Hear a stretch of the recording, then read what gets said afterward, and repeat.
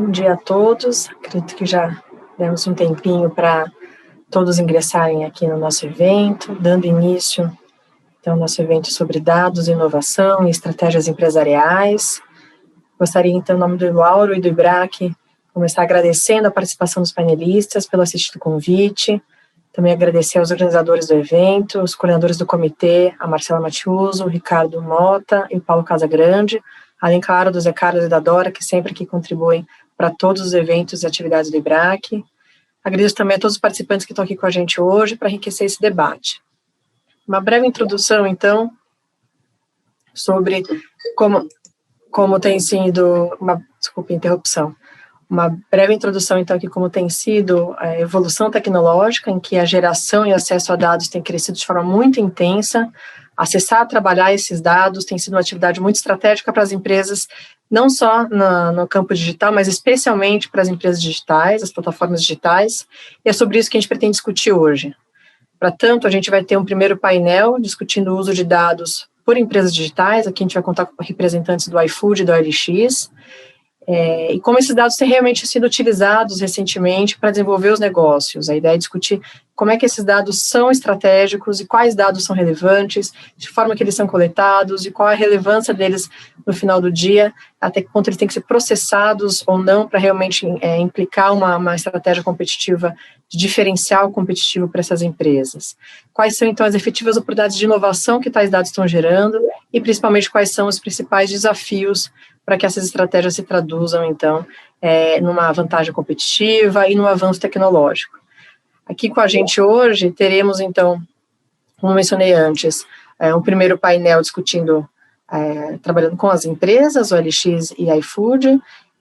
A gente pretende, então, ir muito além da análise estritamente jurídica e econômica sobre o uso de dados, buscando debater também com acadêmicos aí no segundo painel, acadêmicos da área de negócios, as oportunidades e os desafios enfrentados pelas empresas no uso de dados em suas estratégias, e a importância para o desenvolvimento da economia digital e as também possíveis implicações concorrenciais que acabam afetando, então, o antitrust e a regulação econômica. Teremos, então, aqui esse primeiro painel. Queria até alertá-los que a gente vai contar com tradução simultânea, então, quem tiver interesse em traduzir por inglês ou traduzir por português, tem um botão de interpretação, acho que todos conseguem identificar e conseguem escolher a língua que gostaria a tradução. E avançando então aqui já para o primeiro painel, gostaria de começar apresentando os panelistas. O primeiro panelista será o Sandor Caetano, que é o Chief Data Scientist do iFood. Ele é economista pela FEA-USP, mestre em administração de empresas pela FGV, e antes de trabalhar no iFood, foi Data Science Manager do Nubank Brasil. Gostaria de passar a palavra aqui para o Ricardo, que vai apresentar o segundo panelista e dar continuidade. Bom, bom dia a todos, prazer enorme estar aqui. Como a Silvia colocou, nós temos agora uma discussão com duas empresas que utilizam bastante dados, que utilizam intensivamente dados para os seus negócios, para a sua atividade normal, são duas plataformas. A Silvia apresentou o Sandor, que é o Chief Data Scientist do iFood, e nós teremos também, como ela colocou, um representante da OLX, o Danilo Igliori. O Danilo é VP Economista-Chefe da OLX, ele é professor do Departamento de Economia da FEA, da USP. Danilo é também PhD pela Universidade de Cambridge, onde lecionou o Department of Land Economy, e foi o Adam Smith Fellow em Political Economy da Pembroke College, e atua como professor da USP há mais de 13 anos, e entre 2011 e 2015, ele fez parte também da equipe do BTG Pactual, e atualmente comanda o DataZap, que é a principal fonte de inteligência imobiliária do Brasil. Então, nós teremos aqui, para a gente colocar aqui o painel de uma forma estruturada, nós teremos primeiro a apresentação do Sandor, então ele vai iniciar aqui com a sua fala, depois nós teremos a apresentação também do Danilo, e em seguida nós vamos abrir um espaço. Acho que a ideia desse evento é a gente ter uma interlocução entre empresas, academia, num segundo painel, e entre também a audiência, e por isso nós queremos contar aí com a colaboração de todos e, obviamente, com as intervenções. Então, aqueles que tiverem dúvidas, aqueles que tiverem perguntas, questionamentos, colocações, fiquem à vontade de colocarem no chat. Ao final das apresentações, nós vamos ter aí um momento de debate, aí a gente vai, eu e a Silvia, nós vamos moderando e colocando essas perguntas de acordo com os temas que forem surgindo, mas podem colocando já desde já as perguntas, que a gente vai, de alguma forma, estruturar isso no final. Então, Sandor, sem perder mais tempo aqui, já vou passar para a sua apresentação, sinta-se à vontade, prazer tê-lo aqui conosco no IBRAC. Obrigado, gente. Posso compartilhar minha tela aqui, né? Pode sim.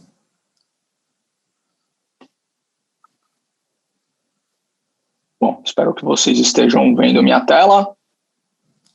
Vou fazer uma apresentação. Saindo, Sandro. Tá saindo? Ótimo. Então vamos lá. Vou fazer uma apresentação bem rápida sobre o uso de dados dentro do iFood. Então, eu já me apresentaram, né? Então, eu sou economista pela USP, eu trabalho com data science meio que por acidente, trabalhei muitos anos numa consultoria econômica, junto com a Silvia.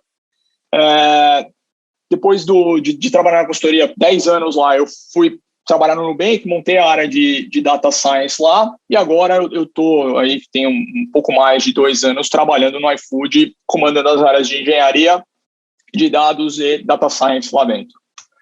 Então, resumidamente, o que eu vou falar? Vou falar rapidamente sobre o iFood e vou falar sobre oportunidades do uso de dados, desafio estrutural, estratégico e o que a gente tem feito com esses dados para melhorar o nosso negócio, para criar produtos fantásticos para os nossos clientes.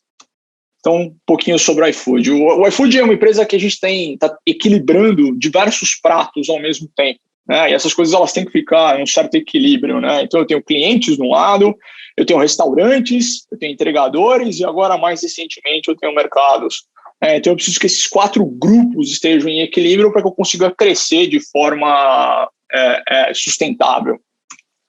E crescimento é uma coisa que tem sido muito bom para nós ao longo dos anos. O iFood é uma startup relativamente velha, né? Ela existe desde 2011. De lá para cá, ela teve um crescimento bem acelerado. Esse gráfico até dá uma enganada, mas ela teve um crescimento extremamente acelerado.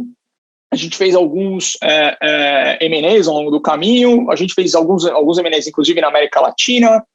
Mais recentemente, na Colômbia, teve o domicílios.com, acabou de ser aprovado, né?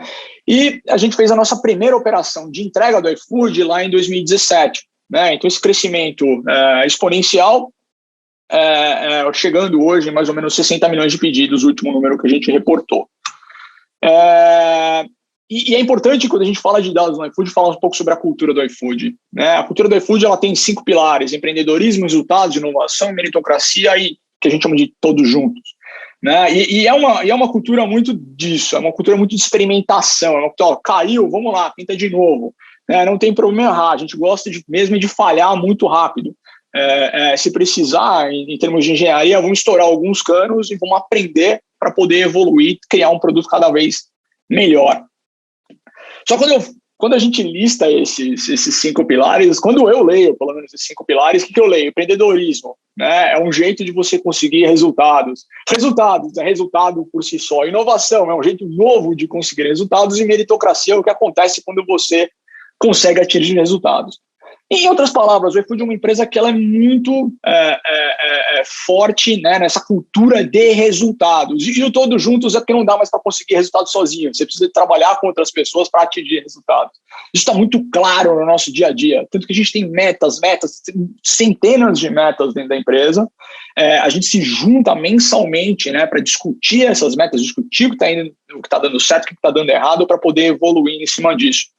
E isso traz, obviamente, como um benefício, um alto grau de alinhamento. Então, quando eu falo cultura de dados, quando eu falo uso de dados, é uma coisa que ela está dentro do iFood praticamente desde sempre, porque a gente precisa usar, a gente precisou usar esses dados, vem usando essa massa de dados para tomar decisão desde que a empresa é empresa. Isso faz parte de quem nós somos. Né? Isso é extremamente importante. Então, vou falar um pouco de como é que a gente olha dentro do iFood para o uso de dados, que é uma oportunidade geral para nós. A gente fala muito do círculo virtuoso do AI Analytics, né? Então, eu tenho um círculo onde eu tenho o meu crescimento, esse meu crescimento ele gera mais dados, não só dados dos clientes, mas dados de uso, dados dos restaurantes, entregadores e por aí vai. Eu uso esses dados para melhorar meus processos, então eu observo os meus processos, observo o que eu estou fazendo usando Analytics, né? Melhora esses processos, melhora o meu produto, melhora o meu todo, o meu produto fica melhor, eu consigo crescer mais, porque gera mais dados, e por aí vai, eu vou girando essa roda com mais dados, as coisas ficam melhores, eu começo a automatizar, incluir AI na brincadeira, o que é basicamente um analytics turbinado, tornando meu produto melhor e crescendo. Então, esse modelo geral funciona para tudo dentro do iFood, praticamente tudo lá dentro, né? Então, qual que é o ponto? Como é que eu faço essa roda girar mais rápido? Então, voltando àquela cultura de experimentação, voltando a essa cultura voltada a resultados, tudo que a gente quer é conseguir girar essa roda mais rápido, né? Conseguir criar um produto cada vez melhor para os meus clientes, né? Então, vamos quebrar, né? O que é uma tarefa, né? Como é que essa roda funciona na prática? Eu tenho diversas camadas. Eu tenho uma camada que a gente chama de input, treinamento e predição, né, que é basicamente a experiência se fosse uma pessoa tomando uma decisão, é a experiência. Então, sei lá, vai chover, eu olho para fora, tá nublado, as nuvens estão meio escuras, tem uma chance de chover, pelo menos eu acho. Então, a camada de julgamento, que é eu devo levar ou não um guarda-chuva, então vou pensar um pouco, vou refletir sobre isso, tem ação, vou levar um guarda-chuva ou não vou levar um guarda-chuva. E o resultado é choveu. A gente traz tudo isso de volta, então fiquei bravo, estou todo molhado porque eu não levei o guarda-chuva, trago isso de volta para o meu sistema, no meu caso é experiência, mas para uma tarefa usando Analytics ou uma tarefa usando AI, essa roda gira da mesma forma, melhoro minhas previsões, melhoro o meu julgamento, o que vai me deixar tornar uma ação melhor, eu vou ter um resultado de preferência melhor no futuro, né?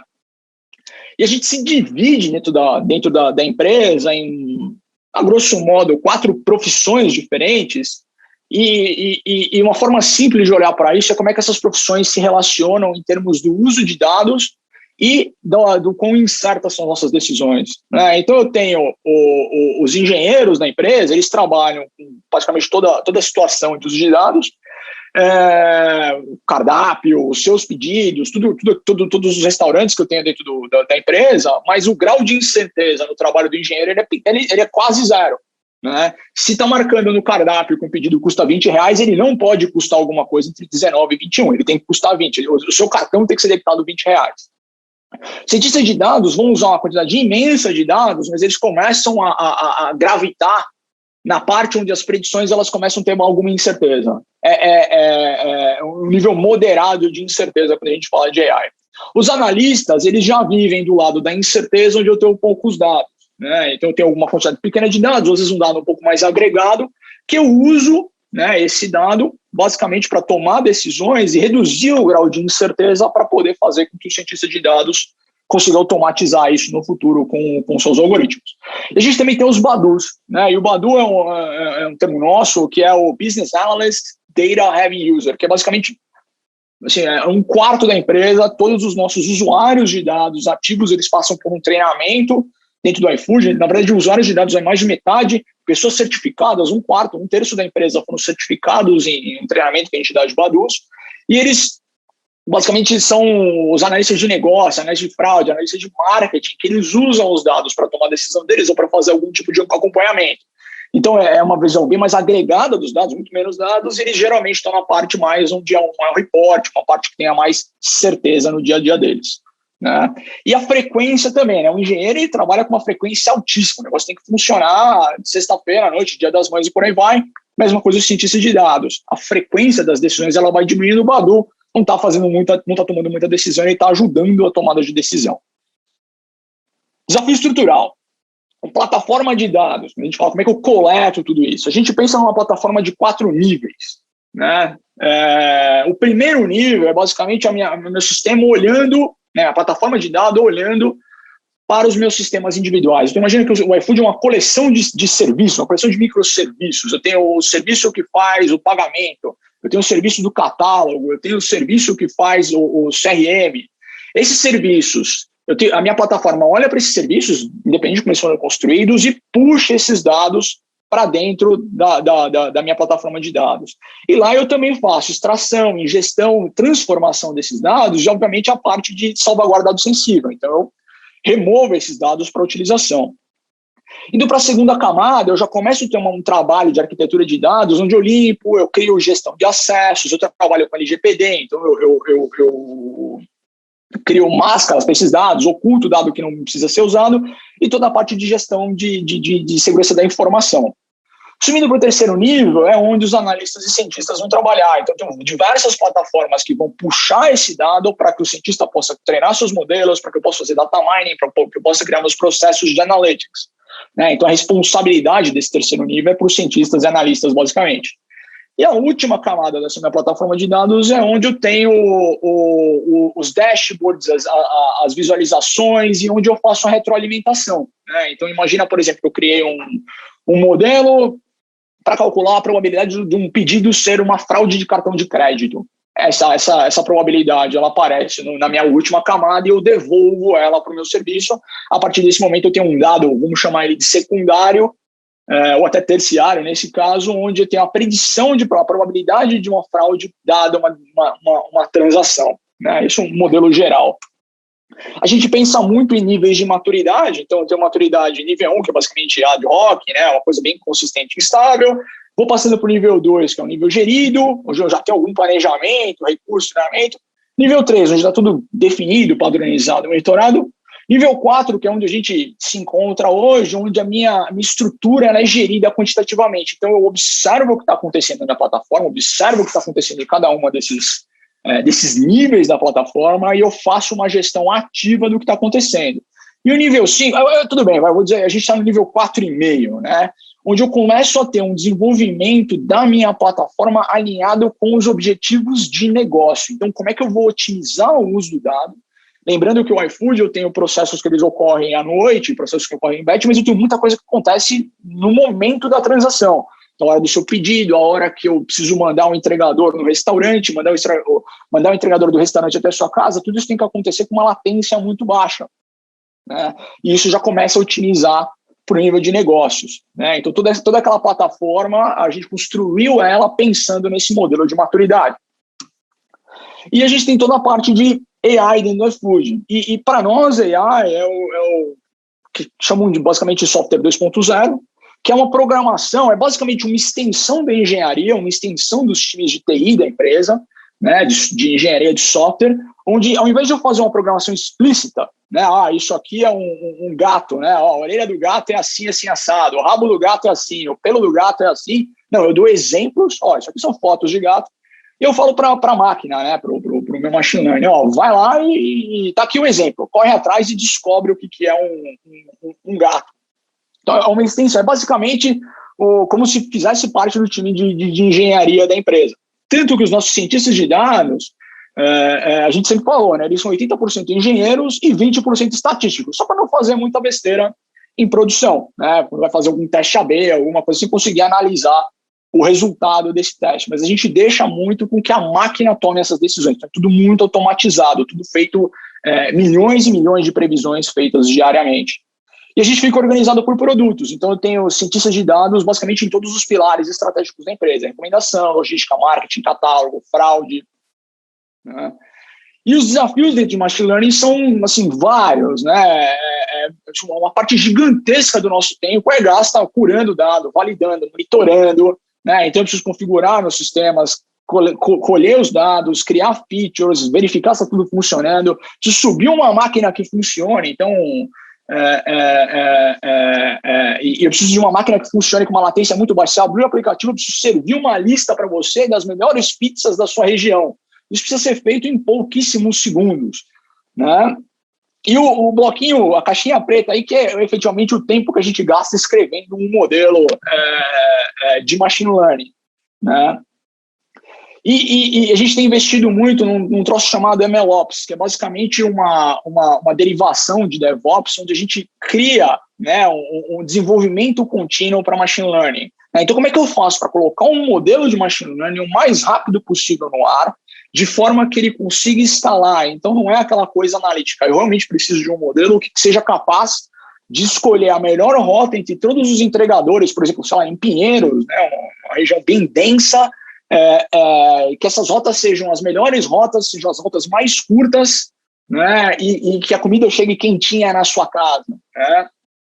Para subir esses sistemas, eles precisam escalar muito bem, e precisa ser muito eficiente. A gente gosta muito de evoluir os produtos. Então, o processo de colocar um modelo na produção ele tem que ser muito rápido. Para resumir, né, o desafio estrutural, a gente tem a sopa de letrinhas, tem muita tecnologia diferente. Cada uma daqueles estágios que eu mostrei para vocês, toda a parte da MLOps tem diferentes tecnologias, elas estão evoluindo constantemente, então você ficar algum tempo sem olhar para isso já mudou completamente o seu stack de tecnologia, dificulta demais para você contratar profissionais, porque raramente duas empresas têm o mesmo stack, usam as mesmas tecnologias. Então a pessoa ela entra numa empresa, ela aprende a usar uma tecnologia lá, quando você contrata ela, aquela tecnologia não serve para você, então a gente acaba contratando pessoas mais júnior e treinando de casa. Então você precisa de um programa de treinamento constante desses profissionais. A gente tem já 1/4 da empresa que foi treinado em Badu, né? São usuários de dados consistentes, a pessoa está sempre olhando para dado para tomar decisão. E nós temos 2 programas de treinamento de AI, que a gente chama de translators, ou seja, todo mundo na empresa tem um treinamento muito básico, são 4 horas de curso sobre o que é AI. Acho que não tem uma pessoa dentro do iFood que não está sendo impactada por um modelo de uma forma ou de outra aqui dentro. E a gente tem um treinamento chamado AI for Growth, que é um treinamento para todo o management da empresa, toda a diretoria, todos os VPs e CEOs do grupo, né, onde eles aprendem como é que funciona, e é ótimo para setar expectativa também, porque esse pessoal costuma esperar muito mais do que é possível quando a gente fala em inteligência artificial. A gente tem uma série de entropia, porque o dado cru que sai do sistema, ele vai ficando cada vez mais complexo conforme você vai agregando ele, vai transformando ele para poder fazer suas análises, seus modelos. Então, por exemplo, imagina que eu tenho, vocês devem ter percebido no aplicativo que tem alguns itens que custam 1 centavo. E esse item de 1 centavo, imagina que alguém lá de produto resolveu fazer o seguinte, esse item de 1 centavo, na verdade, é uma promoção do cliente, porque a gente não cria um item que ele tem valor nulo e ele vai como brinde para o cliente. Aí esse gerente de produtos foi lá, criou essa nova feature onde o item tem valor nulo agora para não custar 1 centavo, e esse valor nulo ele é propagado em todas as minhas análises. Se as minhas análises e modelos não tiverem, as tabelas, os meus dados não estiverem preparados para receber agora um valor nulo, vai quebrar tudo na sequência, eu vou ter valores muito loucos no meu sistema conforme eu vou subindo as camadas. Então, a gente tem muito problema da qualidade dos dados. A gente tem que trabalhar muito tempo observando o que está acontecendo no sistema para garantir que a qualidade do dado na ponta ela é ótima. E para nós, todo sábado é um Black Friday, né? Então, todo sábado chovendo é uma Black Friday para nós, porque o iFood funciona em picos. Eu tenho almoço e tenho janta. E aí eu tenho almoço e janta de sábado, de domingo, que tem uma utilização muito maior. Então, imagina, sábado está chovendo, entre 7 da noite e 9 da noite, é uma Black Friday para nós de utilização. Então, eu preciso de sistemas muito robustos, que o trânsito de dados funcione perfeitamente para que os modelos de inteligência artificial consigam cuspir as suas predições num tempo que que seja ótimo para os clientes. Desafio estratégico. Acho que o principal componente de desafio estratégico é como é que você transforma inteligência artificial e analytics em resultado para a empresa. Eu adoro essa frase da Gartner aqui, onde eles falaram lá em acho que foi finalzinho de 2018, né, que até 2020, 80% dos projetos de AI iam continuar sendo uma alquimia, né, onde bruxos, magos têm os seus talentos que não escalam dentro da empresa. Então, como é que você faz dentro de uma empresa para conseguir usar esses dados, conseguir usar essa tecnologia de fato? Né? Primeira coisa, a gente teve que criar dentro do iFood uma língua franca.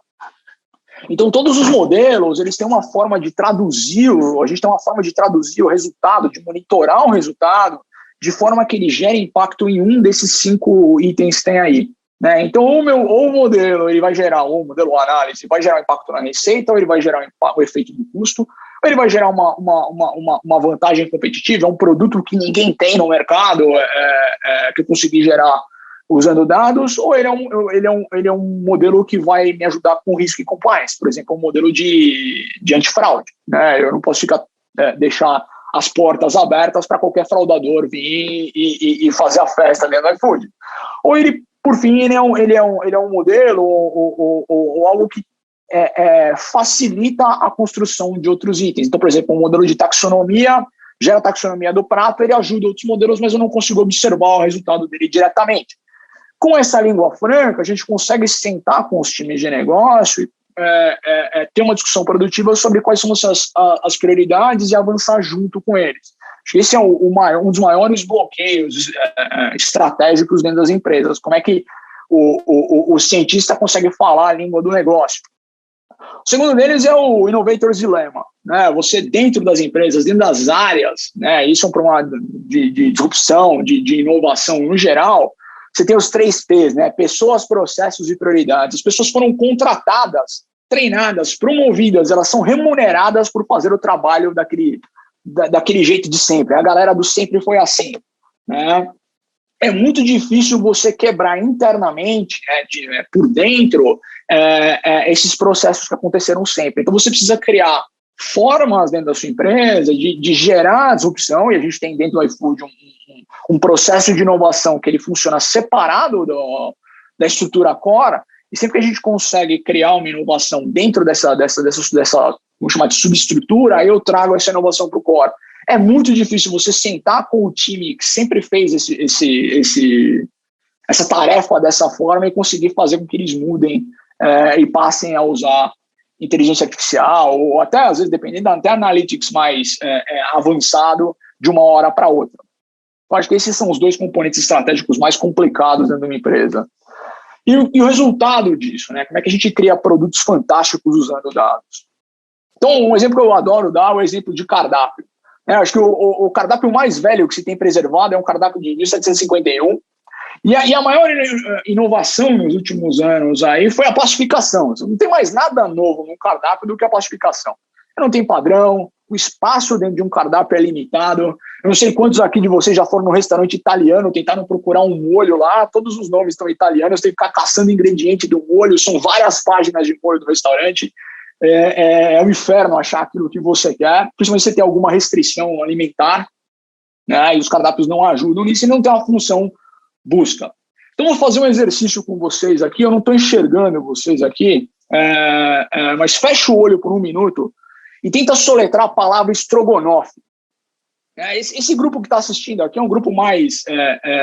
me falaram do pessoal que está assistindo aqui. Eu geralmente faço essa palestra para engenheiros, e engenheiro tem dificuldade em soletrar a palavra estrogonofe. Acho que vocês não vão ter essa dificuldade. Essas são todas as formas com que os nossos clientes procuraram estrogonofe dentro do iFood. Então, são dezenas de maneiras diferentes que o cliente procurou estrogonofe, e tudo o que ele queria era comprar um prato de estrogonofe. O iFood tem um aplicativo, a limitação da tela ela é igual para todo mundo, tem mais de 200 mil restaurantes lá dentro do aplicativo, e tudo que o cliente queria fazer era procurar um estrogonofe. Como é que a gente consegue ajudar o cliente a encontrar o seu estrogonofe, encontrar aquilo que ele está procurando, de forma mais rápida e prática? Então, o que a gente tem? A gente tem diversos algoritmos que ajudam a ligar todas essas grafias, todas essas formas de escrever estrogonofe, e eu vou trazer exatamente aquilo que os clientes estão comprando. Por exemplo, a gente foi lá e escreveu estrogonofe. Eu sei que dos clientes que escreveram estrogonofe, eu consigo fazer uma proximidade de caracteres. Eu também sei quem escreveu isso, clicou lá na 3ª, 4ª posição no estrogonofe e comprou. Então, eu consigo usar dados para tornar mais fácil a vida do cliente. O problema de busca é um problema que ele já está bem avançado, não é nenhuma novidade, né? O segundo exemplo é quando a gente trabalha com listas, né? Como eu falei, o nosso aplicativo é extremamente limitado, né? O real estate que você tem no aplicativo ele é muito pequeno. Você tem a tela do celular, são diversos tamanhos, mas não cabe muita coisa lá. Como é que eu faço o cliente encontrar exatamente aquilo que ele quer? Então a gente divide o aplicativo em vários componentes. Um componente que a gente usa muito são os componentes de lista, como por exemplo essa lista que vocês estão vendo embaixo, lista de pastel. Quando você clicar nessa lista de pastel, eu vou trazer pastel para você. Só que antigamente essa lista ela era curada manualmente, então tinha uma pessoa que ficava selecionando tudo que era pastel na lista para criar uma lista para os nossos clientes. O problema é que os restaurantes eles não têm os cardápios bacanas, bem escritos, né? Quando você pensa num restaurante pequenininho, e tem muito restaurante pequeno, o que ele tinha lá era um cardápio, uma xerox plastificada do cardápio dele. Então, era muito difícil você fazer essa curadoria manual. É super localizado, porque o raio de entrega de uma pastelaria, vamos assumir que é 5 quilômetros, e eu estou no Brasil inteiro, é um processo que não escala. Então, nós criamos processos para conseguir dados, para curar o dado, para aumentar o nosso dataset, de forma que eu consiga saber o que é cada prato, criar diferentes taxonomias para cada prato, e criar listas que sejam perfeitas para o meu cliente, com escala, né, para o Brasil inteiro. Como, por exemplo, essa lista de sushi. Né? Então, o iFood queria criar uma lista de sushi a R$1. Então, a gente tinha que encontrar restaurantes que faziam sushi, pratos de sushi próximo a você, ranquear por vendas, ranquear por como melhor é o prato e poder entregar isso. Só que nem todo restaurante tem descrito perfeitamente. Então, a gente colocou alguns modelos, algumas formas de encontrar isso através dos dados para criar essas listas. E eu adoro esse exemplo porque, como eu falei para vocês, o cientista de dados ele trabalha lá no mundo da incerteza. E a gente vai trabalhando nos modelos para eles ficarem cada vez melhores ao longo do tempo. Então, até hoje, eu não sei por que na lista de sushi veio uma coxinha, né, que é a primeira foto aí. Né? Provavelmente foi algum erro na nossa base de dados ou algum restaurante que estava registrado como restaurante japonês, tinha um item lá que era sushi, ele reescreveu o item para fazer esse combo família de coxinha. De alguma forma, o nosso processo de dados falhou ou o modelo não conseguiu fazer uma boa previsão e eu consegui criar uma lista que é boa o suficiente. Lógico, esse problema não acontece mais, mas é importante pensar, eu estou trocando, né, a qualidade de uma lista curada manualmente por uma lista que ela é boa o suficiente com AI, mas que escala para o Brasil inteiro. Acho que esse é um trade-off bem fácil de fazer no nosso caso. A gente faria isso sempre. É isso que eu tinha para falar para vocês hoje, gente.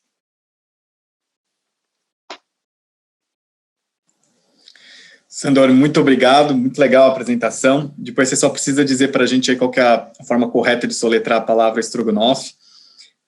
Não ficou claro ali do quantidade, você precisava ter ticado para a gente ali qual que é a forma correta, mas depois você volta aí com essa dúvida para a gente. Eu vou aproveitar, já vou passar para o Danilo, já fiz a apresentação do Danilo, rapidamente, para aqueles que entraram agora, o Danilo é o Chief Data Scientist da OLX, e ele vai trazer um pouquinho para a gente de uma perspectiva de negócio, como que se dá e quais são os desafios para o uso desses dados. Danilo, com você. Joia.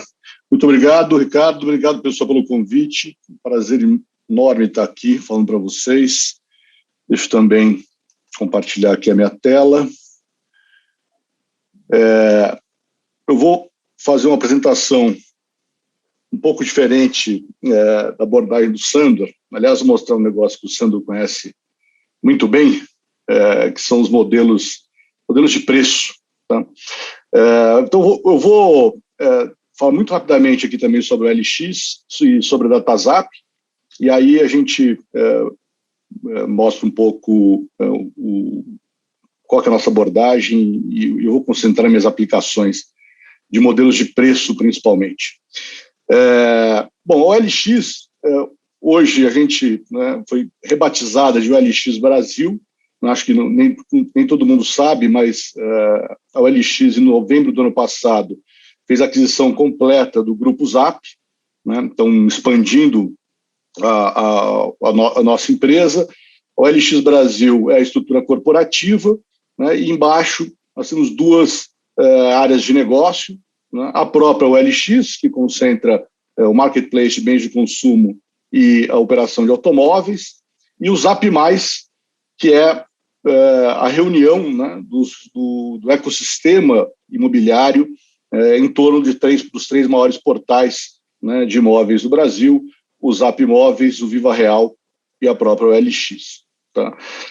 Em termos de dados, né, e análise de dados, AI, a gente tem uma plataforma, claro que com aplicações muito diferentes, eu diria que não tão diferente em termos de abordagem, né, do que o iFood, do que o Sandor estava descrevendo. Né? Então, a gente tem uma cultura de dados que cresce, que tenta impactar a economia inteira. O que eu quero mostrar para vocês aqui, né, é algo bastante particular, mas que também cresce na área de tecnologia, que é, na verdade, usar um time de economistas para contribuir com esse ecossistema de analytics, né, e data science.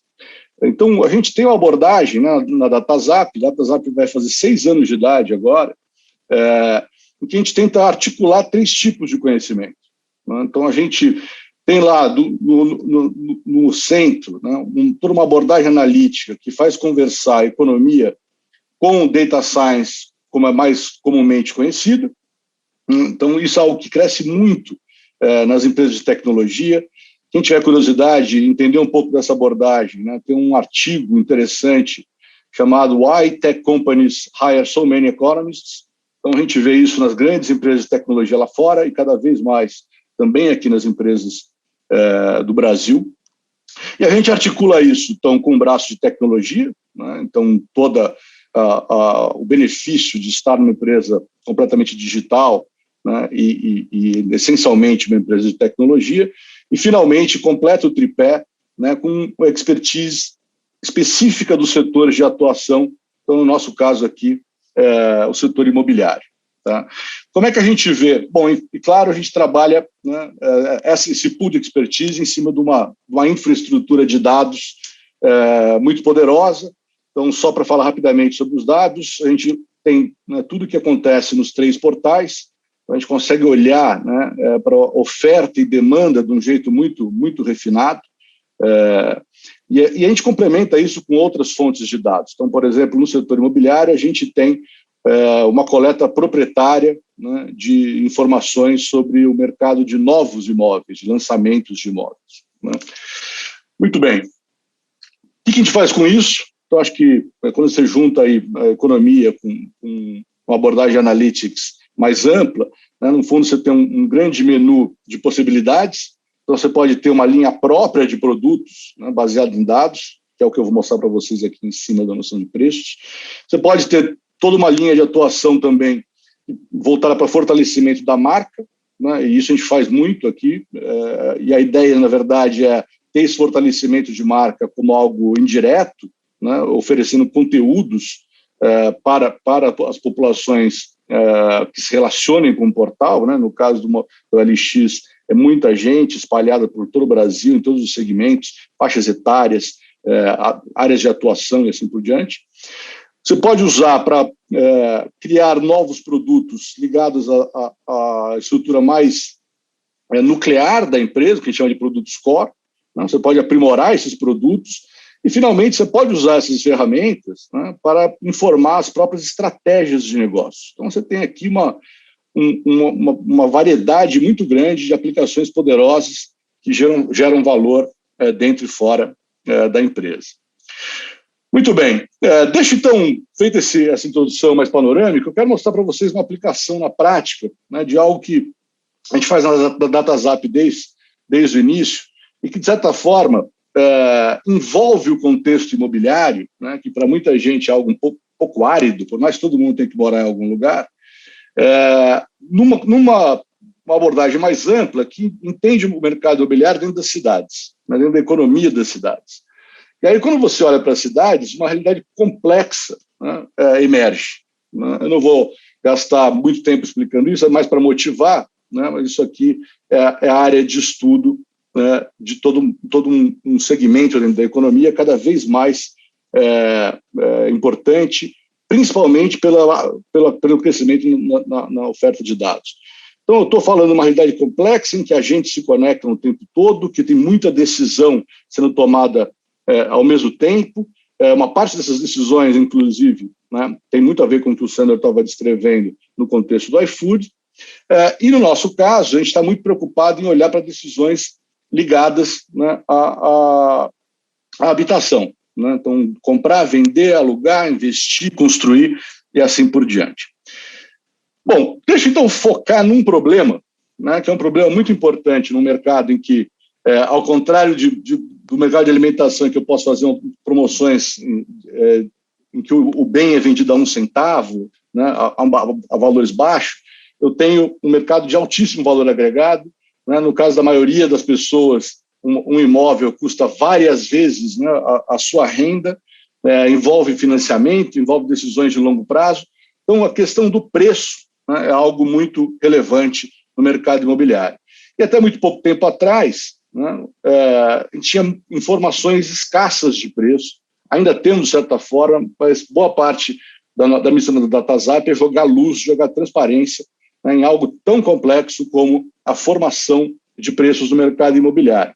A gente começou, na verdade, criando índices de preço, numa parceria com a FIP, que está fazendo 10 anos nesse momento. A gente, na verdade, criou os primeiros índices de preço do mercado imobiliário no Brasil.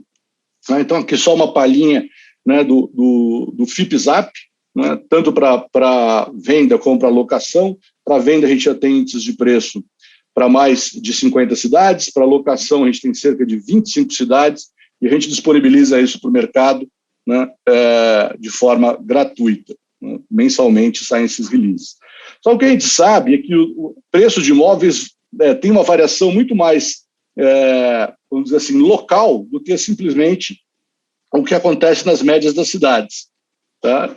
E é isso que a gente quer explorar com a nossa família, né, de algoritmos e modelos econométricos que são focados para estimar preço de imóveis, imóvel a imóvel. Né? Então, eu não vou fazer médias, eu não vou te falar quanto está valendo o preço na cidade, mas eu vou falar quanto está valendo o preço num determinado imóvel, com determinadas características, num ponto do espaço. Né? Quando a gente faz isso, tem várias alternativas para se modelar preço, e a gente usa aqui uma alternativa bastante conhecida na economia, do ponto de vista conceitual, que é usar o que a gente chama de uma estratégia de modelagem de preços hedônicos. Apesar desse nome um pouco curioso, né, eu tenho uma intuição bastante fácil de entender por trás. Né, que a ideia é que o preço de um imóvel, na verdade, ele é o resultado, né, da soma de uma lista de subpreços, ou como a gente chama em economia, de preços implícitos, associados às características do imóvel e às características do endereço ou do entorno de onde o imóvel está localizado. Né? Uma vez que eu consigo decompor o preço nesses subpreços, eu consigo fazer uma série de coisas, e inclusive estimar, né, ou calibrar um algoritmo que recomponha, né, o preço total a partir dos subpreços, ou faça o inverso. Uma outra coisa conceitual importante é que o peso desses atributos, né, ou seja, esses preços implícitos, eles podem variar muito no próprio espaço.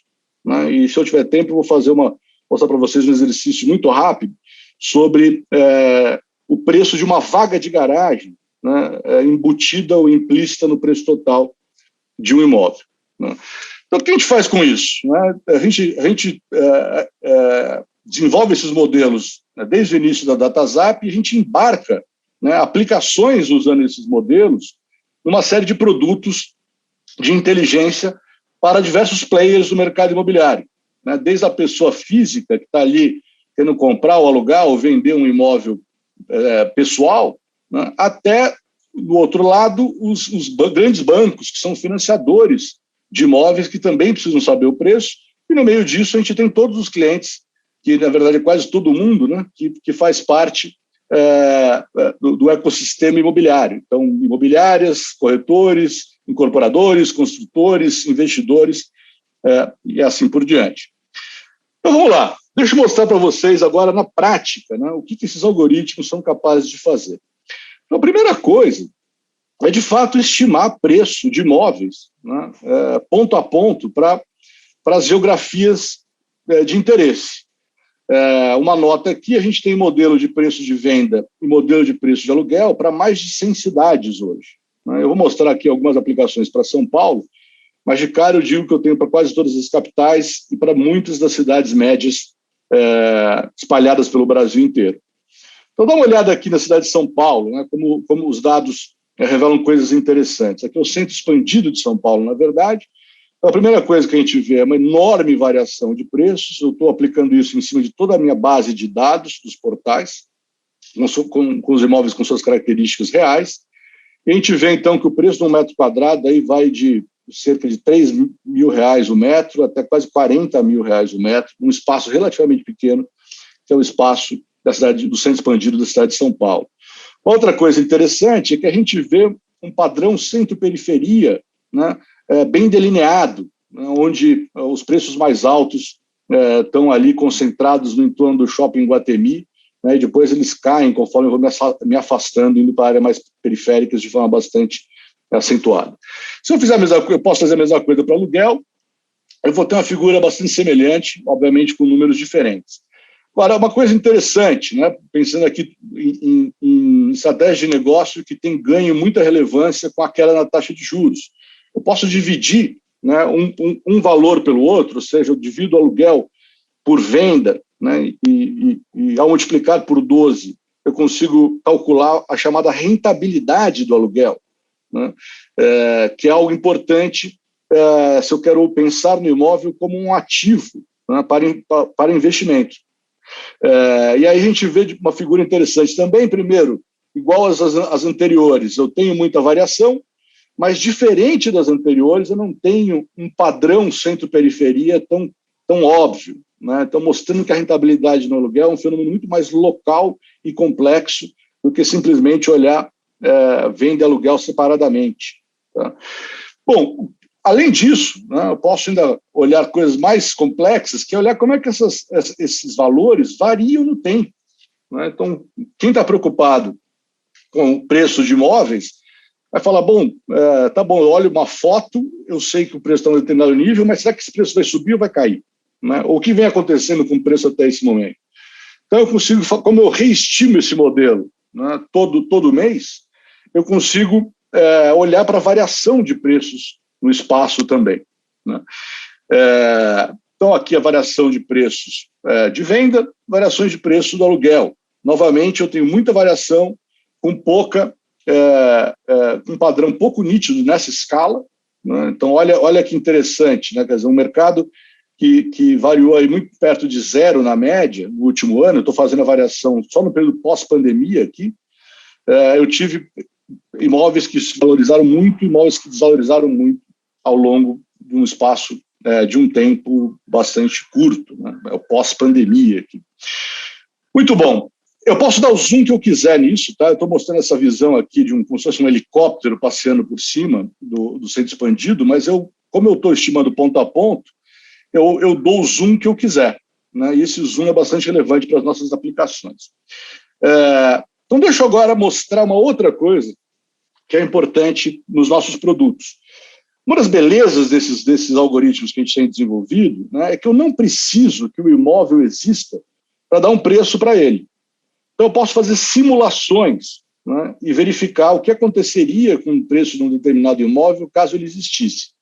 E aí tem dois tipos de simulação que têm sido muito úteis para os nossos clientes. Né? A primeira delas é apoiar o desenvolvimento de um projeto, né, de empreendimento, quando eu já tenho um endereço fixado para este empreendimento. Então, eu posso pegar um endereço qualquer, aqui a gente pegou um endereço na João Cachoeira, né, e falou, olha, deixa eu ver o que acontece com o preço para neste endereço, conforme eu vou variando as características do imóvel. Então, aqui no meu exemplo, eu começo com uma tipologia aí de 150 metros quadrados, 3 dormitórios, 2 suítes, 2 vagas, novo. Os modelos mais sofisticados que a gente tem hoje, tem mais de 70 variáveis dentro deles. Vou mexendo nas características e vou vendo o que acontece com o preço dos imóveis. Tá? Então, isso é um dos carros-chefes dos nossos algoritmos nos estudos que a gente faz para incorporadoras. E eu posso também fazer o contrário. Né? Eu posso chegar e fazer o seguinte, eu travo as características dos imóveis, né, e faço esses imóveis passearem no espaço. A brincadeira é eu faço os imóveis deixarem de ser imóveis e ponho rodinhas nas fundações dos imóveis, vou passeando com o mesmo imóvel no espaço e vendo o que aconteceria com o preço daquele mesmo imóvel em diversos endereços. E aí a figura que emerge é realmente impressionante. Né? Porque o que a gente percebe? Né? Primeiro, que numa rua, né, o preço de um imóvel pode variar muito. Aqui eu estou dando o exemplo da Brigadeiro Luiz Antônio, lembrando que eu posso fazer isso para mais de 100 cidades e para todas as ruas de cada uma dessas cidades. Então, olha o que aconteceria com o preço de um determinado imóvel, né, ao longo da Brigadeiro Luiz Antônio. E aqui eu tenho um grande pico, né, e aí depois uma grande ladeira, vamos dizer assim, o pico ali em torno da Avenida Brasil. A gente sabe que a Brigadeiro passa ali do lado do Parque Ibirapuera, nesse ponto. Mas quando eu vou para outros lugares, as figuras talvez não sejam tão simples. Né? E a Fradi Coutinho, que é um exemplo que a gente gosta muito, você vê que é uma cadeia de montanhas, né? Tem vários picos e vários vales, né, ao longo de uma rua relativamente curta, atravessando um bairro relativamente homogêneo. Então, muita variação espacial E aí a gente mostra como é importante eu ter esse microscópio, vamos dizer assim, de analytics para tomar decisões no espaço, né? E a gente tem feito isso com os nossos clientes. Deixa eu mostrar agora mais duas aplicações rápidas, se eu não estiver estourando meu tempo. Se eu tiver, Silvio e Ricardo finalizem, eu encerro.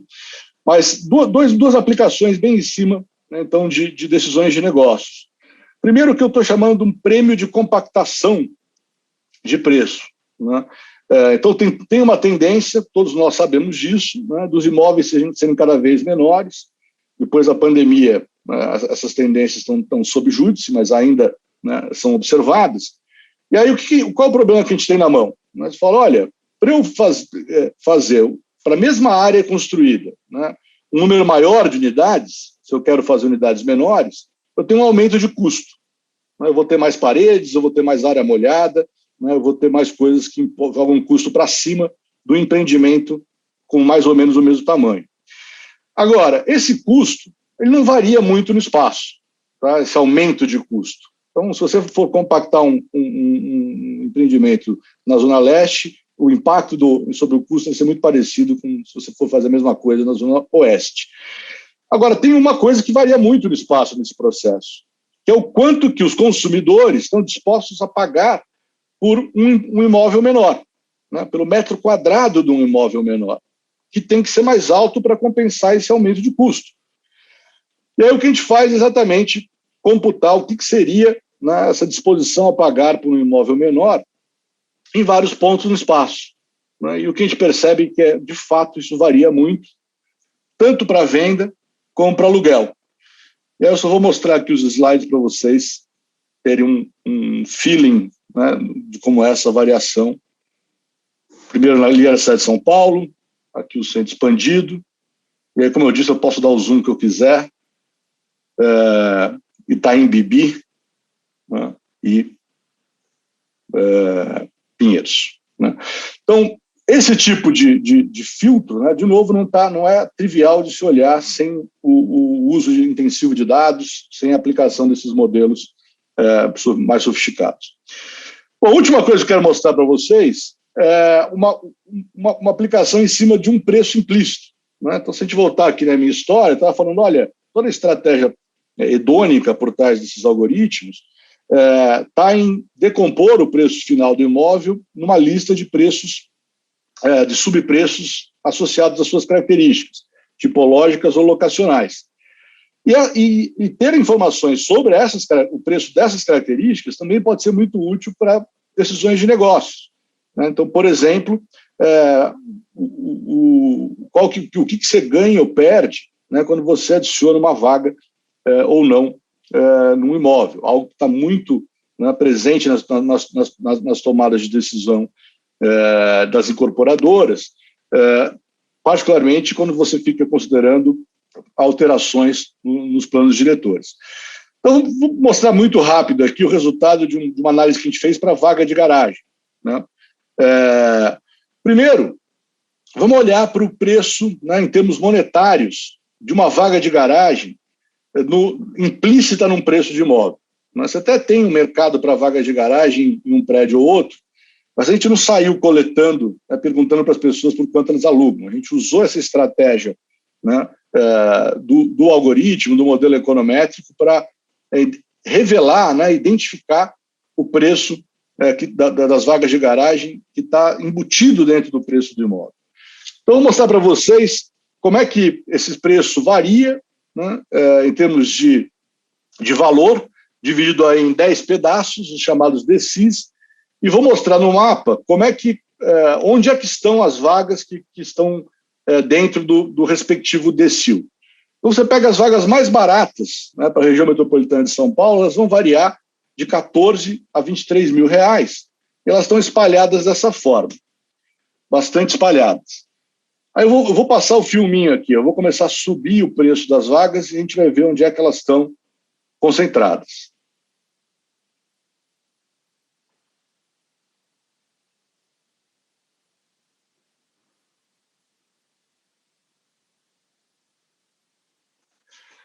Então, o que a gente vê, né, dois processos. que primeiro o preço de uma vaga de garagem pode custar mais do que um apartamento, né? Nos seus casos mais altos, chegando aí a quase R$250 mil, uma vaga de garagem na cidade de São Paulo. E a segunda coisa que a gente vê, vou passar muito rápido de novo, você vê que é um processo de concentração, né? Então alguém poderia dizer, olha, talvez não tenha muita graça nesse exercício, porque a vaga ela acompanha o preço de um imóvel, né? Se o preço do imóvel pode variar de 3 mil metros quadrados até 40 mil metros quadrados, e quanto mais central, mais caro, é isso que está acontecendo com as vagas. Bom, isso poderia ser verdade, mas não é, né? Porque o peso da vaga num imóvel, ou seja, o quanto que ela representa do preço final, também varia. E é isso que eu mostro aqui para iniciar a minha apresentação. Quer dizer, qual que é o valor em termos percentuais de uma vaga em relação ao preço total do imóvel. E aí vocês vão ver que a figura é bem diferente, né? Então, primeiro, fazer a mesma coisa, dividir esse percentual em 10 pedaços. Então, as vagas que pesam menos, né, no preço total do imóvel não estão espalhadas, né, elas estão concentradas ali num pedaço da Zona Norte, um pouco para a Zona Leste. E estão aí entre 2,5% e 6% do valor do imóvel.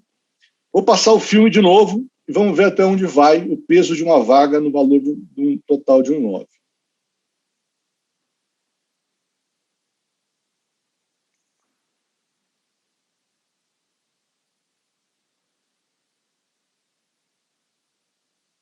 Então, o que a gente percebe aqui, né, primeiro, varia muito, né, vai até quase 12%, e tem um padrão espacial muito diferente, né, do valor monetário de uma vaga, né, nada a ver com aquele padrão centro-periferia.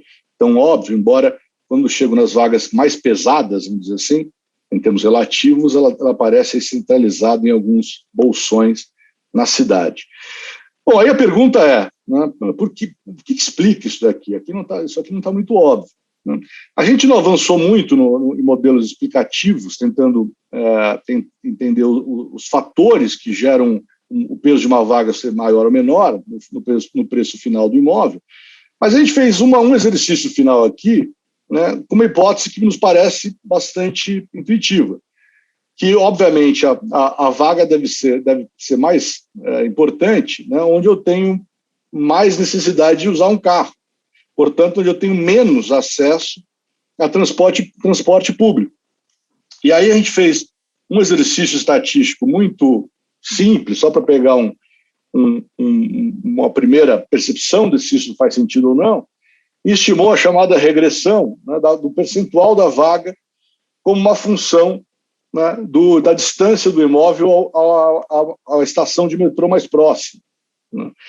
E aí, eu não vou entediá-los no final aqui da minha apresentação, explicando muito essa equação, mas eu vou só lembrar uma matemática de colégio aqui. Eu coloquei isso aqui como essa função, como uma função quadrática, em que aparece a distância linear e ao quadrado, e aí o termo ao quadrado, só vou destacar esse número aqui, ele aparece como um termo negativo.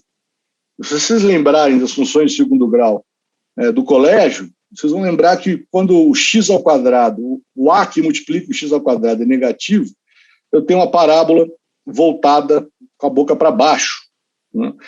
Então, isso tem um significado econômico interessante, porque a gente mostra de fato que, se você está perto de uma estação de metrô, a importância de uma vaga de garagem tende a ser menor, né, no preço de um imóvel, e que, conforme você vai se afastando, a importância dela cresce, mas cresce a taxas decrescentes, né, e a partir ali em torno dos 10 quilômetros de distância, isso acaba de perder significado. Então, isso é o que eu tinha para mostrar para vocês, né?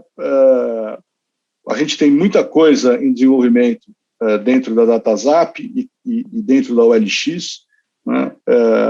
Trabalhamos com uma plataforma muito ampla, né, de análise de dados e promovemos a cultura de tentar fazer tudo o que a gente pode baseado em evidências.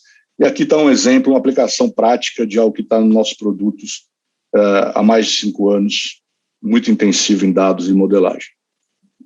Obrigado.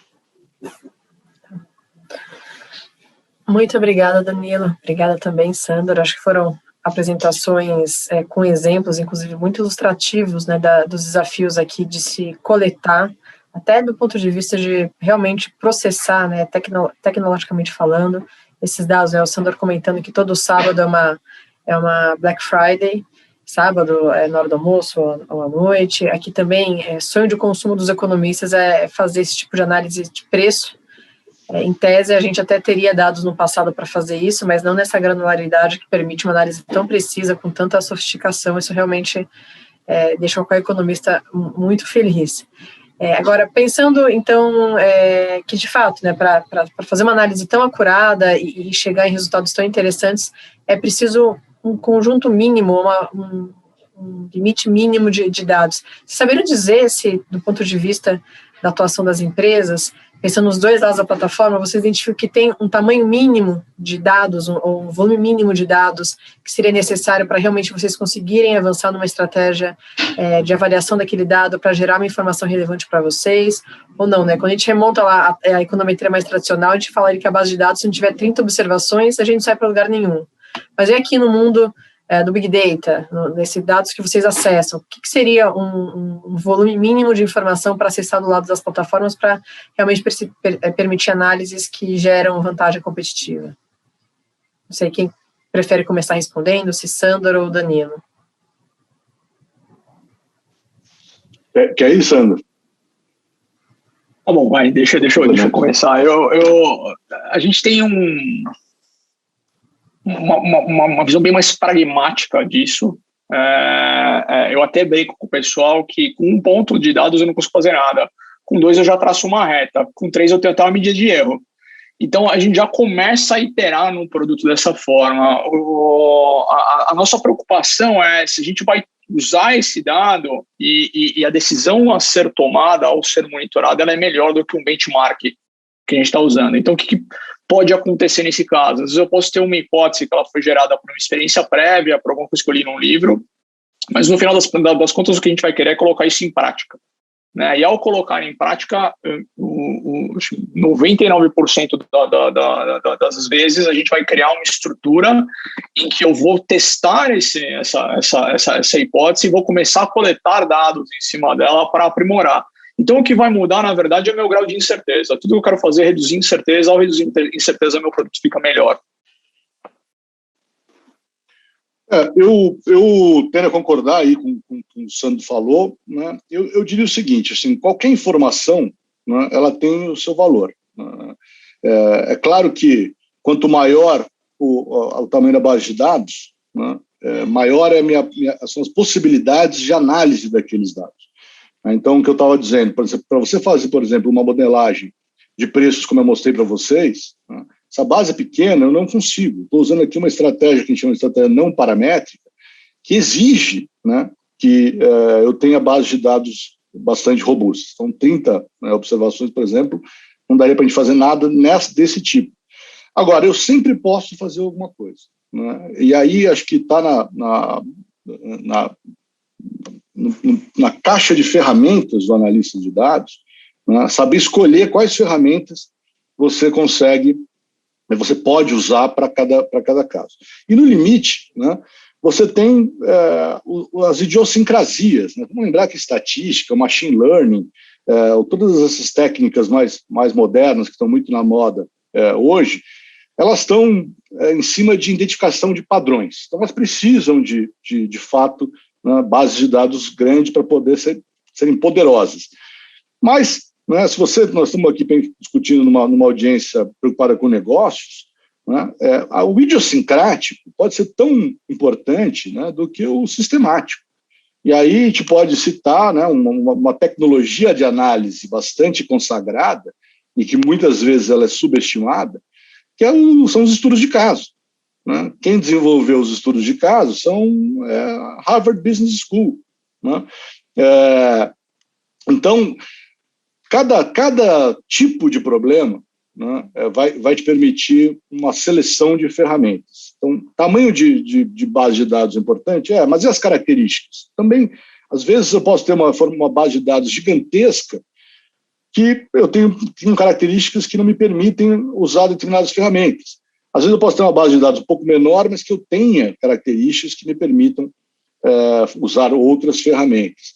Então, os dados qualitativos também, a análise de dados qualitativos são cada vez mais desenvolvidas, né? O Sandor deu uma ideia aqui do uso de imagens, que é uma fronteira super interessante, mas você tem também, por exemplo, toda uma linha de análise em cima das preferências declaradas, né? Das respostas subjetivas das pessoas, né? Então, tem toda uma área que a gente explorou pouco aqui, mas que é importante para os universos do OLX e com certeza para o universo do iFood, né, que é a ciência comportamental, né? Então, o que eu diria assim, que a beleza do momento que a gente está vivendo é um reconhecimento da importância das evidências para apoio à tomada de decisão. E o que a gente está percebendo é que o que é evidência, né, é algo muito amplo e variado. E aí entra, né, o talento, a arte e a ciência, né, do analista de dados para conseguir extrair o máximo possível das informações que existem. Deixa eu só complementar aqui, até me veio um exemplo na cabeça aqui mais específico. Hoje em dia, quando a gente fala de NLP, por exemplo, existem modelos pré-treinados. Então, existem vários modelos pré-treinados que foram disponibilizados por grupos de acadêmicos ou até outras empresas.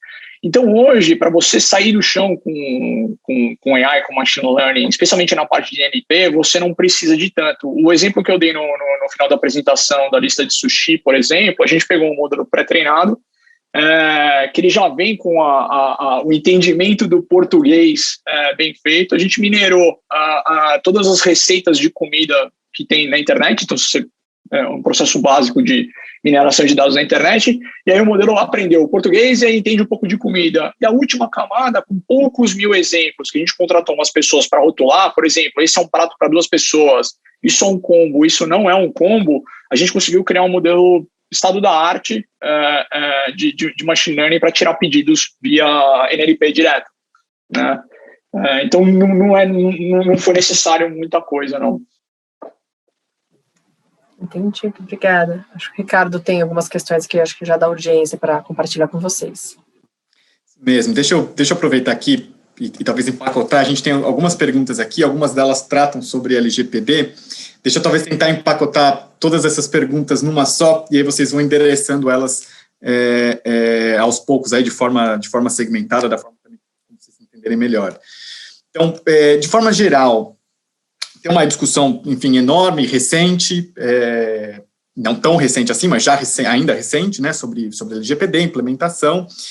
E aí eu acho que nesse ponto de implementação tem muita discussão sobre os desafios disso, principalmente para empresas que nasceram digitais, que utilizam muitos dados. Há uma discussão também para empresas que estão se digitalizando, mas, enfim, essas empresas naturalmente digitais, como a iFood, a OLX, quais que são os principais desafios que vocês têm vivenciados aí na área específica de ciência de dados, não aí, enfim, todos os aspectos, mas específicos nessa análise de dados? Quais são os principais desafios que vocês têm experimentado no impacto imediato aí nessa análise, o que se inviabilizou, o que isso facilitou ou não, enfim, de uma forma geral. E aí, talvez aqui, juntando isso com as perguntas da audiência, a gente tem 3 perguntas aqui, eu vou fazer para vocês, aí vocês empacotam isso da melhor forma possível. E aí, enfim, eu vou até colocar aqui, são perguntas da Ana Paula, da Universidade de São Paulo. Ela pergunta o seguinte: em algum nível da plataforma de dados ocorre a despersonalização, desindividualização, a segmentação desse dado, descaracterizá-la do indivíduo nesse tratamento que vocês fazem? Aqui uma pergunta específica para o iFood, mas eu acho que a gente pode estender também para o Danilo. Como vocês trabalham a transparência de dados no algoritmo? Então, como que isso é feito, em que level, em que camada isso é feito, como é que vocês tratam isso? E aí uma última pergunta da Ana Paula, e aí eu acho que essa é mais específica para o Sandro, mas Danilo, aí se tiver isso também, esse reflexo na análise de vocês, você também pode comentar. Sandro, desculpa, você comentou sobre dados não necessários, quando você falava ali sobre as camadas de análise de dados pelo iFood. O que em regra são esses dados não necessários? tem despersonalização desses dados também? Qual é o impacto deles? Qual o não impacto? Acho que ela queria saber um pouquinho mais sobre esses dados, que tipo de dados são esses. Então, enfim, com esse bolo de perguntas, devolvo aí para vocês, e aí a gente volta com mais perguntas. Vou começar então, vai. Quando eu expliquei o modelo de camadas, vamos pensar que a gente tem as duas camadas iniciais, onde ocorre o processo de remoção de dado não necessário e despersonalização. Ok? Então, essas camadas são pouquíssimas pessoas que têm acesso a isso. Então, cientistas de dados, por exemplo, não têm acesso a essas camadas. Vamos pensar num dado não necessário. A informação de cartão de crédito ela não é necessária para nós na hora de... Eu não preciso saber o número do seu cartão de crédito, muito menos o seu CVV, na hora de fazer uma análise ou até um modelo.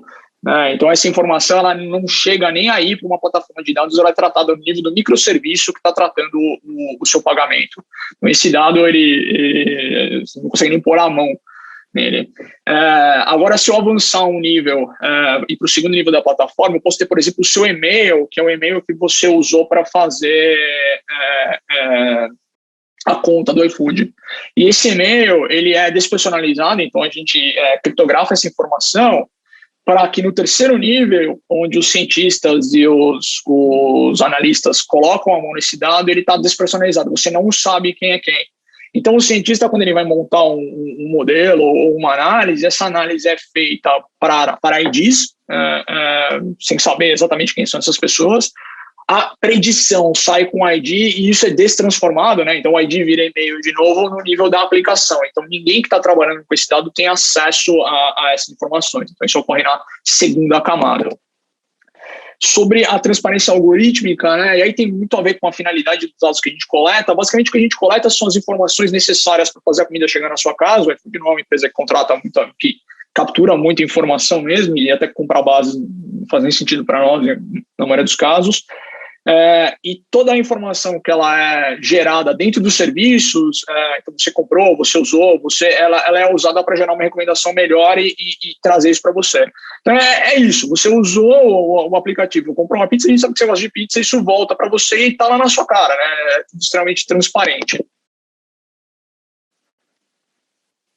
Bom, queria fazer um comentário geral e depois falar da nossa realidade específica, né? O comentário geral é que esse tipo de problema, né, que agora está em voga por causa da LGPD, está chegando forte aqui no Brasil, ele é o problema original da indústria de dados. Né? Indústria de dados a gente pode retornar para a estatística. Né? Alguns podem até se perguntar por que tem esse nome estatística. Estatística remete a Estado, né, e algumas fontes, eu nunca fui checar se isso é absolutamente correto, mas já ouvi essa história muitas vezes, dizem que a estatística surge quando lá atrás, né, os governos queriam descobrir o que as pessoas tinham de patrimônio e renda para poder cobrar imposto, né, vários séculos atrás. Então, você pensa nesse problema, você vai ver o seguinte, né, você tem um duplo resultado da coleta de informações. Eu sempre vou ter, né, um problema de privacidade, né, maior ou menor, mesmo com todos os esforços para você né, despersonalizar e não impactar as pessoas, eu estou sempre correndo pelo menos o risco, né, de fazer algum tipo de invasão de privacidade. Né? Por isso que eu acho que faz muito sentido, né, algo que está crescendo, que é a ideia de que as pessoas são proprietárias ou devam ser proprietárias dos dados que elas geram e se beneficiar de alguma forma de qualquer uso que esses dados né, sejam feitos. Bom, então isso a gente sempre vai ter. Acho que isso faz parte de qualquer tecnologia, né? Sempre ela pode ser usada de uma forma mais positiva, não tão positiva assim, ou muito negativa. Então, resta, né, a gente, como sociedade, criar as regulações que criem incentivos para que o uso seja o mais positivo possível. Com relação ao LX, a gente faz a mesma coisa. Primeiro, leva muito a sério isso. Tem a PPD 100%, e além disso, né, a última coisa que a gente quer é criar qualquer problema, né, de invasão de privacidade para os nossos clientes. No caso imobiliário, esse problema nem é tão presente. Né? Então, no lado real estate nosso, a gente quer saber quem são as pessoas, para entender o comportamento delas, mas a gente não impacta essas pessoas de jeito nenhum, né? Então, via de regra, se você for olhar tudo que eu tenho ali, o que acontece a minha unidade é um imóvel, né? E eu não vou nem ver quem é proprietário desse imóvel, então essas coisas não são tão relevantes para mim. Mas em outras áreas do LX, ter mais conhecimento sobre os usuários é importante, né? Através da navegação. Então, acho que a grande questão aqui é bem na linha do que o senhor estava falando, e a gente tem todo, né, um protocolo de não liberar informação de ninguém para qualquer uso sem autorização e de não utilizar a informação pessoal de ninguém para nenhum tipo de aplicação, né? É restritivo? Em alguns casos né? A gente gostaria de ter mais informação do que a gente cede, mas acho que esse é o balanço que a gente tem que fazer com qualquer uso da informação, né? Isso vale para as empresas, mas vale para os governos também, né? Ou vale para qualquer tipo de agente que consiga descobrir como é que é o seu comportamento através da utilização dos diversos, né, gadgets que a gente tem hoje na economia digital. Bacana, bem interessante, e acho que dando essa continuidade então, como se utilizam os dados para ganhar essa vantagem competitiva, eu vou compartilhar aqui 2 perguntas que talvez estejam relacionadas, uma do professor Lucinda, Cláudio Lucinda, que está aqui com a gente. Ele trouxe um ponto que chamou a atenção e eu acho bem interessante, como que os dados, né, até agora foi discutido muito como os dados poderiam ser usados para fazer a própria empresa melhor do que ela mesma, mas ele queria ver um pouco mais sobre a competição. Então, como que, na visão aqui de vocês, vocês entendem que os dados podem ser usados para tornar a empresa, o LX, o iFood, melhor do que os seus concorrentes? Então, dialogar um pouco mais sobre como são usados na dinâmica competitiva. E aí, emendando com uma segunda questão, trazida pelo Lauro Celidônio, que pode não estar relacionada com isso, mas vamos ver, né? Vocês adquirem dados de terceiros ou só usam os dados que foram coletados por vocês mesmos? Se sim, se vocês chegam a usar base de dados de terceiros, quais são os desafios e as vantagens de se valer de informações não coletadas por vocês mesmos? Ou seja, de repente, informações fornecidas por corretores de dados, né, os data brokers, por exemplo. Então, eu queria ver se discutir essas 2 questões, se elas estariam relacionadas, ou seja, para vocês competirem no mercado, vocês acabam tendo que se valer também de informações de terceiros ou não. Vamos lá, eu acho que essa pergunta da concorrência ela é bem interessante, né? Sim, de fato, a gente acaba tendo esse discurso de como é que a gente se torna melhor do que nós mesmos, porque é mais fácil de medir, né? Mas quando eu penso na concorrência, o que você quer na ponta, né? Você quer oferecer um produto melhor para o seu cliente, você também quer oferecer um produto melhor para o restaurante e para o entregador. Então, a gente tem um modelo, por exemplo, que ele usa os dados de preparo de comida, então tempo de preparo de comida. Por quê? Porque eu sei que se eu conseguir estimar exatamente o tempo que leva para você preparar o prato, então a diferença entre um Beirute e um saquinho de pão de queijo, né? Se eu conseguir estimar exatamente quanto tempo vai demorar para esse prato ficar pronto, eu consigo mandar um entregador na hora exata, e esse entregador ele vai perder menos tempo esperando na porta do restaurante.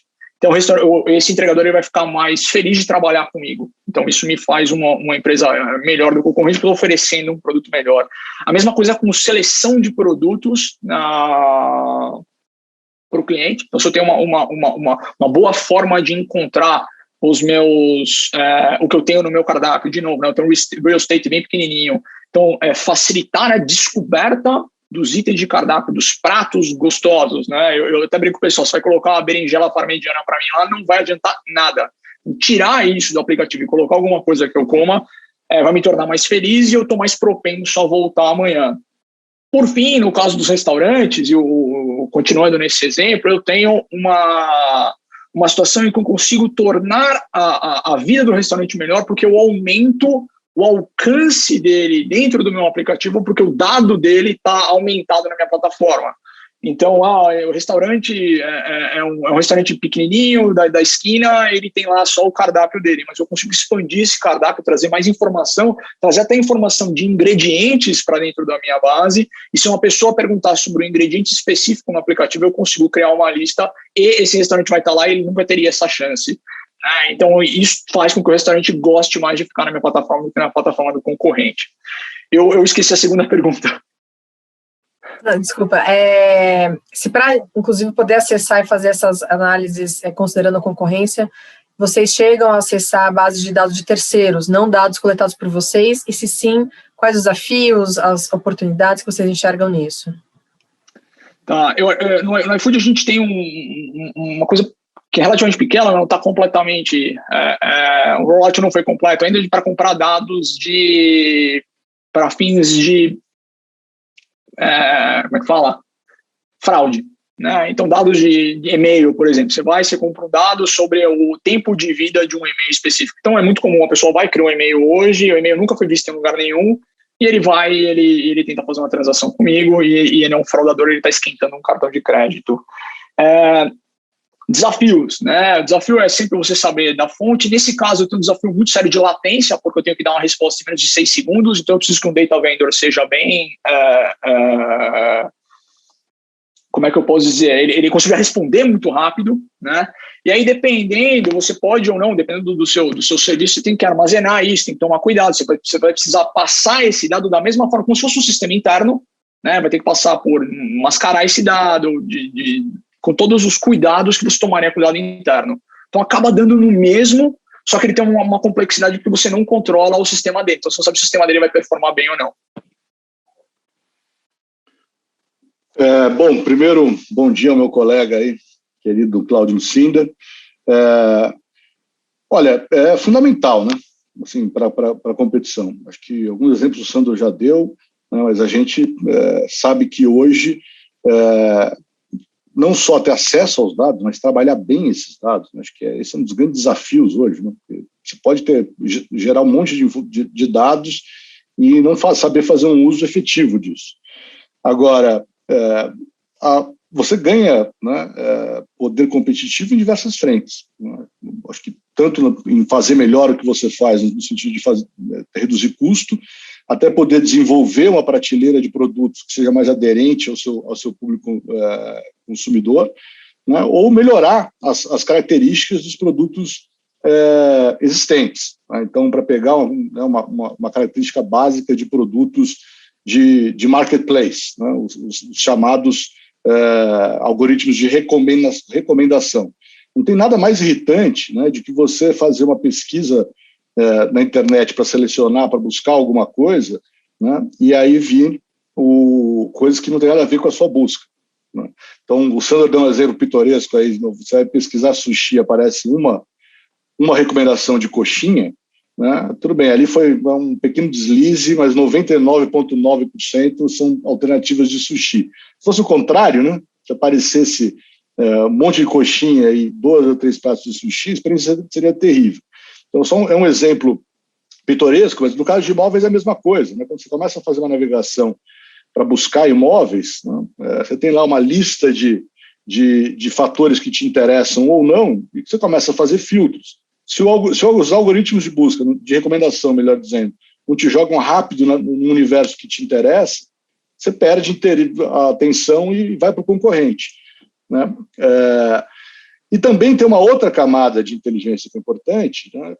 Que é olhar para como é que a informação, os dados e a modelagem informam as próprias tomadas de decisão dentro da empresa. Como é que eu expando investimento numa área? Como é que eu expando investimento em um determinado segmento de produto? Né? Para onde que eu crio incentivos em termos de inovação ou não?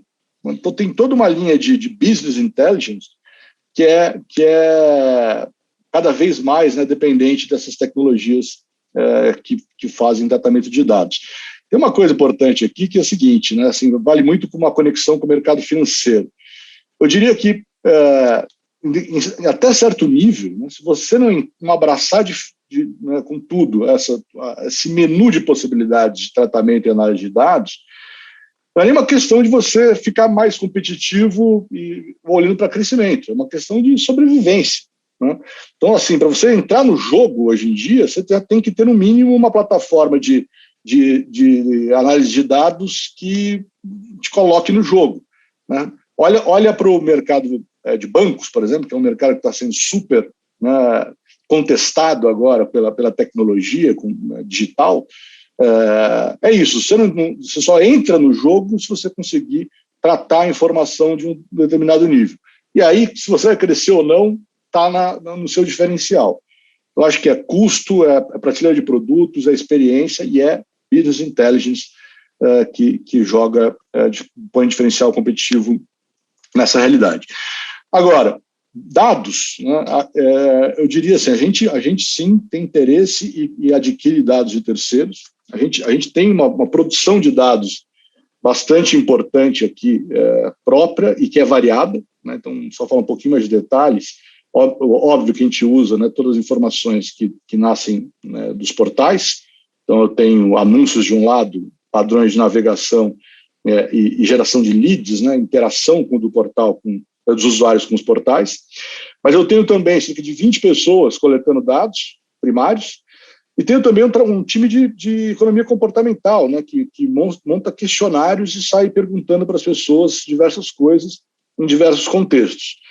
Agora, a gente complementa isso de diversas formas. Tá? E aí o plano do Sandro é super relevante, né? Você checar a fonte desses dados, a qualidade desses dados.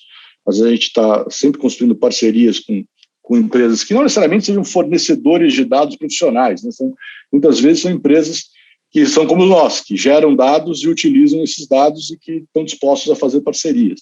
Aliás, parcerias com a iFood seriam muito bem-vindas, né, para a gente pensar, né, porque o setor de certa forma, o iFood não deixa de estar muito ligado, né, à economia das cidades, mas na parte de transporte e imóvel, né, ou mobilidade e imobilidade formam as cidades.